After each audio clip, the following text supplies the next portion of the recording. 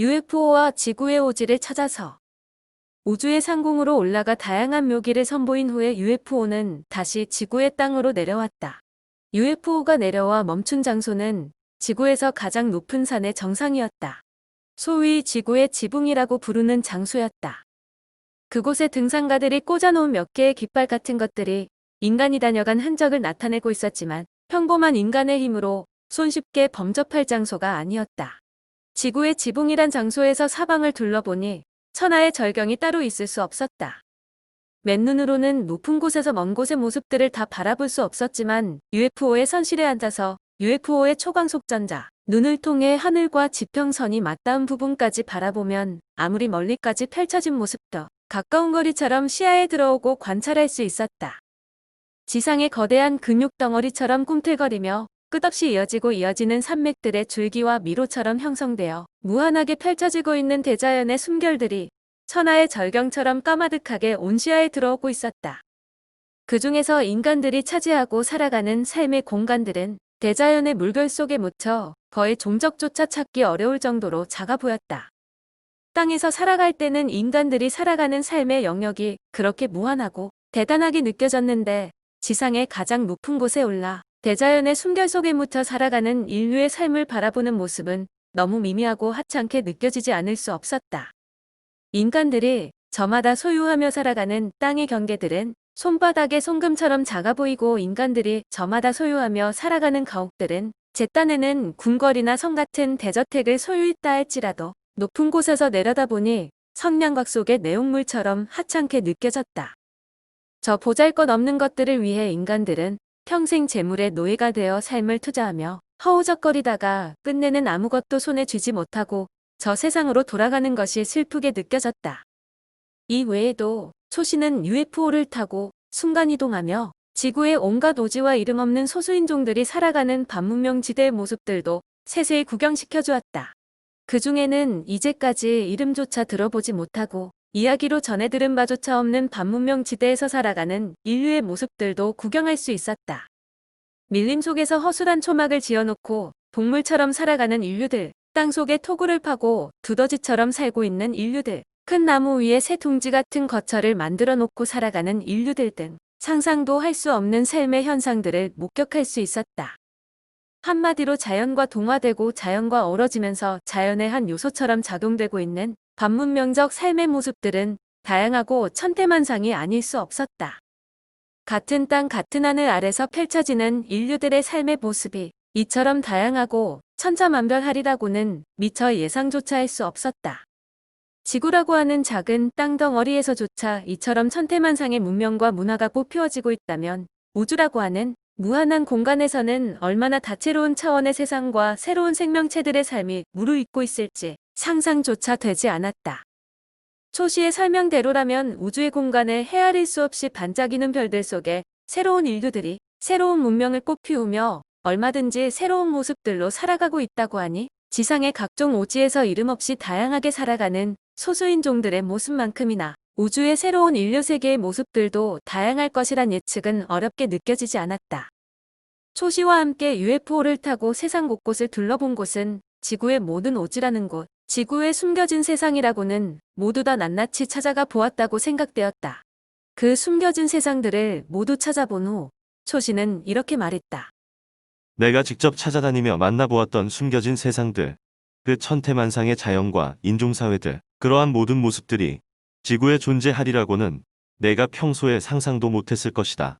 상상도 못했던 세상, 그 세상이 바로 우주이다. 곧 지구는 우주의 축소판이다. 지구는 우주에서 바라볼 때 아주 작은 별빛에 불과하지만 그 속에는 기이하고 기이한 세상들이 감추어져 우주의 신비를 대변하고 있다. 그 기이한 세상의 모습들이 인간의 의식을 넓혀주고 우주에 대한 인식을 확인시켜줄 것이다. 그래서 너에게 지구에 숨겨진 세상을 모두 구경시켜준 것이다. 그 숨겨진 세상들은 눈에 보이지 않는다고 존재하지 않는 것이 아니다. 이제부터 너는 밤하늘에 반짝이는 무수한 별빛 속에 지구에 숨겨진 세상처럼 어느 별빛에선가 또 다른 숨겨진 운명의 세계가 빛나고 있을지 상상해보라. 그 상상은 허황되지 않을 것이다. 어떻든 지상의 각종 오지에서 이름 없이 원시적인 모습으로 살아가는 소수인종들은 대부분 문명과는 담을 쌓고 살아가는 미개한 모습들이었다. 미개한 삶의 특징들은 한결같이 소유에 연연하지 않고 살아가는 모습들이었다. 가진 재산이라고는 달랑 몸뚱이 하나와 사랑하는 가족들, 그리고 간편하게 마련된 원시적 도구 몇 가지들이 전 재산인 반문명인들의 삶이었다. 운막처럼 생긴 거주지들은 재산이라고 하기보다는 단순한 자연의 방패막이들에 지나지 않아 보였다. 그 속에서 하루하루를 자연에 의지하며 좋아진 삶을 만족하게 살아가고 있는 미개한 인종들, 문명 세계의 인간들이 바라볼 때는 동물과 같은 생활을 하고 있었지만 미개한 인종들은 누가 자신들을 어떻게 생각하든 그들 나름대로 자신들의 삶에 자부심을 가지며 살아가고 있었다. 오지에 숨어 사는 미개한 인종들에게 재산은 없었지만 거대한 자연의 숨결이 모두 그들의 재산이라고 생각 들었다. 인류의 문명이 아무리 현대화되고 초고속으로 발전이 진행된다 해도 자연의 어떤 아름다운 일부도 재현할 수는 없을 것이다. 그렇다면 문명 세계의 인간들이 가지고 있는 작은 재산들의 가치보다 미개한 인종들이 소유하고 있는 대자연의 재산이 더 가치 있다고 느껴지지 않을 수 없었다. 무소유의 풍요로움을 반문명 사회에서 느낄 수 있었다. 초시는 UFO를 타고 다양한 소수 인종사회와 반문명 세계들을 구경시키고 나서 다음 목적지로 향하며 이 한마디를 교훈으로 들려주었다. 인류의 삶을 가장 가치 있고 아름다운 문명으로 가꾸기 위해서는 너와 나의 경계가 없는 무소유의 풍요로움을 건설하는 일이란다. 너와 나라고 하는 경계의식 속에 인류들의 다툼과 쟁탈전이 끝없이 펼쳐지며 추악한 죄악을 범하며 살아갈 수밖에 없는 것이 지구에 펼쳐진 현실 세계의 모습이지. 그러므로 너는 자연에 의지하며 살아가는 무소유의 삶 속에서 우주의 큰 진리를 발견하지 않으면 안 될 것이다. 무소유의 삶을 고차원의 문명 세계와 결합할 때 가장 이상적인 인류 문명이 꼭 피어날 수 있음을 명심하라. 우리들 세상이 곧 고차원 문명 세계와 무소유의 삶이 조화를 이루고 살아가는 이상사회란다. UFO를 탑승하고 지구의 곳곳을 여행하면서 느낀 소감은 한마디로 요약해서 무소불위라 할까, 무사통과라 할까. UFO가 지구에서 통과하지 못하는 장소가 없었다. UFO는 땅속이나 물속을 가리지 않고 투명한 빛처럼 통과했으며 산이 가로막거나 암벽이 가로막아도 무사통과였다. 햇빛이 투명한 유리를 통과하듯 UFO는 모든 물체를 빛처럼 통과하며 무소불위의 면모를 과시했다. 마음먹은 대로 이루어지는 현상을 시측통이라 할까.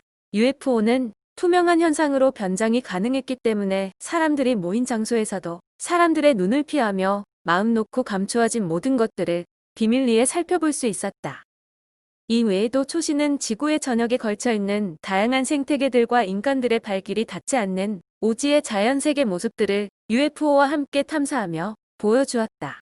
이 땅에 태어나 살아가면서 그렇게 다양한 현상들의 세계가 더 존재하고 있을 줄은 상상도 못할 노릇이었다. 우주에서 바라보면 지구는 작은 땅덩어리에 불과하지만 그 작은 땅덩어리에는 인간들이 상상도 할 수 없는 또 다른 세상의 모습이 가득하다는 사실을 처음으로 느낄 수 있었다. 초시는 그렇게 다양하게 펼쳐진 자연과 생태계의 모습을 둘러보게 하면서 또 이 한마디를 잊지 않았다.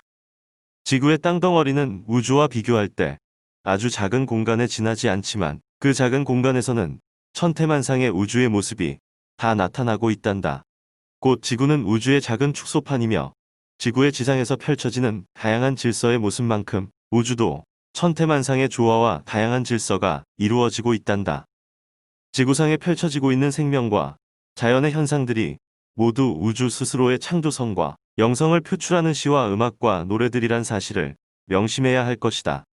이러한 자연의 시와 음악과 노래들을 들으며 우주의 근본이 무엇이고 나의 근본이 무엇임을 인류들 스스로 깨달아야 할 것이다. 초시의 말을 듣고 나도 한마디 화답했다. 숲에서 지저귀는 새소리는 우주의 노래이고 들의 핀 야생화는 우주의 시이며 계곡에 흐르는 물소리는 우주의 음악이라는 뜻이군요. 초시는 시를 읊듯 화답을 이어나갔다. 그뿐이랴. 풀섭에 일렁이는 바람도 하늘에 흘러가는 구름도 나뭇가지에 새싹이 돋아나고 꽃이 피고 열매가 열리는 모습들 모두가 우주의 시와 음악과 노래가 아닌 것들이 없단다. 우주의 시와 음악과 노래들이 다름 아닌 우주가 품고 있는 영성의 이념이며 사상이기도 하단다. 인간들이 그 우주의 시와 노래와 음악에 동화되면 얼마나 순수한 영혼으로 거듭 태어날 수 있을까? 지구 인류들은 부처님, 예수님의 말씀만 크다고 생각하겠지만 우주가 직접 들려주는 그 위대한 설교만큼 감동적인 교훈은 어디에서 들을 수 있을까? 그렇게 초시의 친절한 안내와 교훈을 들으며 UFO를 타고 지구를 한 바퀴 탐사하는 일은 손바닥 안을 살펴보는 일처럼 간단하고 빨랐다. UFO의 속도는 찰나와 같은 순간에 동해번쩍 서해번쩍하기 때문에 거리와 시간이란 개념과는 무관하게 지구의 구석구석을 살펴볼 수 있었다. 금세 서쪽에 머물렀다가 동쪽에 나타날 수도 있었고, 금세 북극에 도달했다가 남극에 나타날 수도 있는 초광속체 UFO의 여행은 꿈이라고밖에 표현할 수 없었다.